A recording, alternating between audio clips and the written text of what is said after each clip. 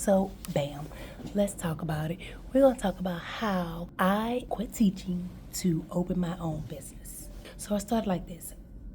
It was doing the C word, right?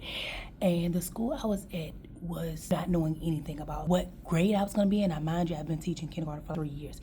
They decided that they wanted to move me to third grade. Out of all places, y'all, I've never taught third grade a day in my life. I don't even look like I teach third grade. I don't look like no third grade teacher. But anyway, so when they gave us the option when COVID first happened to either work at home, not work at home, either childcare situation was jacked up. So they was like, if you don't have childcare for your kids, you can take a leave of absence, right? So I didn't do anything like the week we went back because I was trying to figure out what's everybody doing, what's going on, right? So went into third grade hall and they had us moving chairs, tables, all that. They didn't even know what grade I was gonna be teaching, what subject I was gonna be teaching. Everything was just like up in the air. So I was like, fine, I'm just gonna look at different options. I didn't want to leave teaching, but a plan I did have in place was to open my own daycare because I had talked to another lady that was successful at doing it. So I was like, I could do an in-home daycare, right? So this is around, let's say, March, April when we went for COVID. And then this was the new year, so this was August, right? So I was like, I cannot, like my soul tells me I can teach third grade and they were not letting up on it.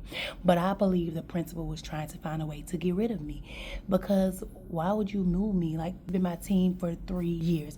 And I feel like the person that should have been moved was a little bit more aggressive and more like, she could handle third grade. I couldn't. So why keep her instead of moving me?